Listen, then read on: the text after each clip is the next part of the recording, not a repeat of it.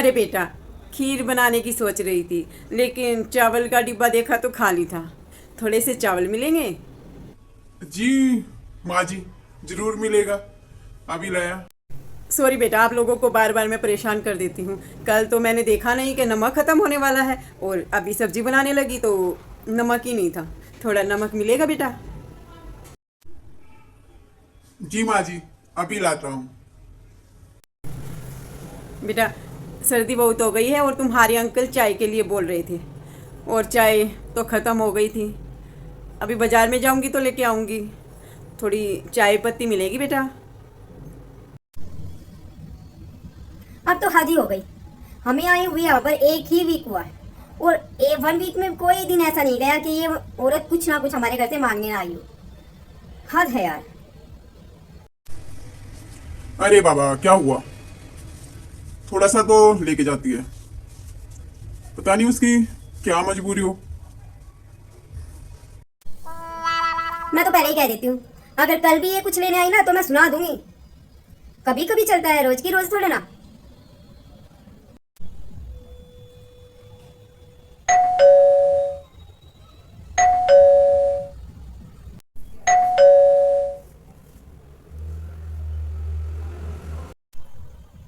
लो आ गई आपकी माँ जी।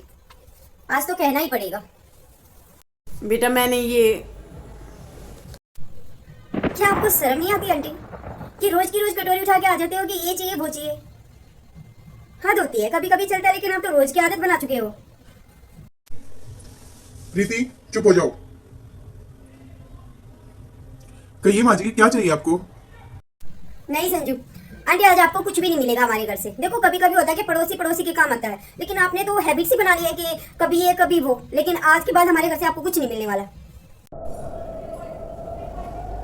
नहीं बेटा, आज मैं कुछ मांगने नहीं आई थी। मैंने आप लोगों के लिए ये लड्डू डाले थे। मेरे घर में तो खाने वाला कोई नहीं है। आप लोग मुझे अपने से लगते हो, इसलिए आप लोगों के लिए मैंने ये लड्डू बनाए थे। बस यही देने आई थी।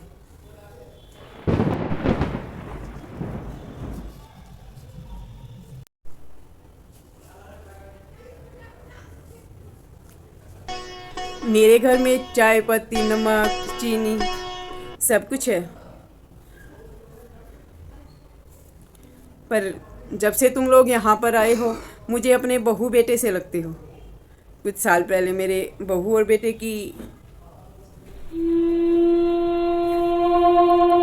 एक सड़क दुर्घटना में मौत हो गई थी, और जब से आप लोग यहाँ आए हो, आप लोगों को देखकर मुझे अपने बहू बेटे की याद आती है।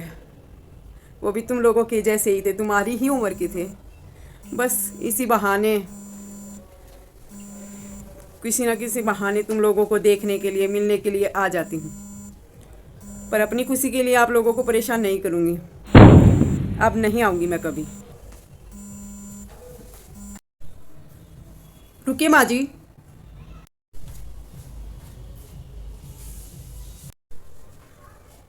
अपनी वाइफ की तरफ से मैं आपसे माँ जी माफ़ी मांगता हूँ। और रही बात इस घर में आने की, आपका जब दिल करे किसी भी टाइम तभी इस घर में आ सकती है, और हमसे बातें भी कर सकती है।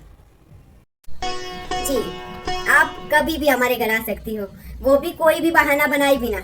जब दिल करे हमारे पास आने का, हमसे आकर बातें कर सकते हो।